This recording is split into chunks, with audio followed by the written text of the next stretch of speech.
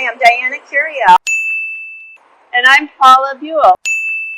We're doing research here in Richmond, California today, and later on we're going to meet with Luna, a lifelong Richmond resident and activist, to discuss the impact the Chevron refinery has had on the community. Come along with us. Richmond is known for being an industrial city.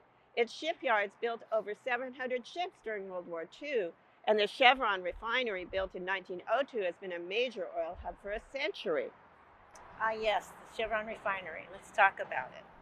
This place can process about 250,000 barrels of crude oil per day. As a result, the refinery releases hundreds of tons of pollutants. Just this year, this refinery emitted over 4 million metric tons of carbon dioxide, greatly contributing to the climate crisis. So CalPERS and our own CalSTRS have invested over $15 billion in fossil fuels. As a CalSTRS member, I don't support that. I agree. The fossil fuel industry is the most volatile industry in the stock market. Value fluctuates so often, and as companies are turning to greener solutions, it doesn't make sense to keep investing in fossil fuels. I'm interested in hearing what Luna has to say. Let's go meet them now. Can you tell us a little bit about yourself and how long have you lived in Richmond? So I am an environmental organizer. I've been organizing in Richmond for about 5 years, and most of my work is around helping us figure out the puzzle of how do we transition our economy, our society in Richmond from one that is dependent on the fossil fuel industry into better, cleaner forms of living and diversify our economy in Richmond so that we are not dependent on Chevron to keep the lights on. Wow. Yeah, Richmond is really beautiful. We have the most shoreline out of any Bay Area city. Unfortunately, a lot of it is polluted. When we talk about the climate crisis, oftentimes people think about polar bears and think about like melting ice caps.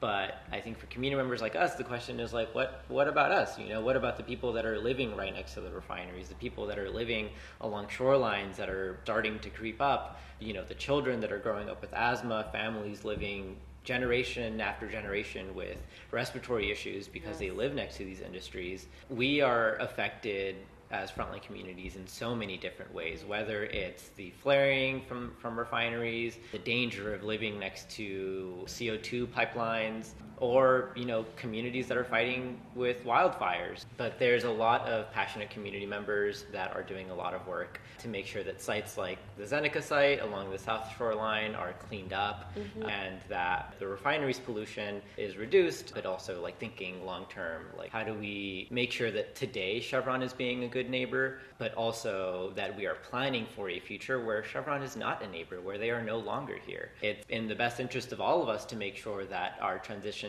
away from fossil fuels is one that centers community members. I think a big part of how we connect with the larger fight for divestment to other like community fights that are going on locally, a big part of it is really emphasizing the ways in which our fight for environmental justice is really intersectional, and the ways in which the fight for clean air in Richmond, for example, encompasses not only the fight to protect the environment and protect green space and protect our water and air, but also, you know, is deeply tied to fighting the same systems that promote food deserts. All of our struggles are related. The win isn't really a win if we're not struggling to get, you know, to the root of our dependence on the oil industry that is driving all this harm. Our pension funds represent millions of workers across the state. We shouldn't be funding a dirty, dying industry that pollutes communities like Richmond. Yes, we're working towards a fossil fuel phase out and a transition to clean, renewable energy. You can visit fossilfreeca.org to learn more about fossil fuel divestment.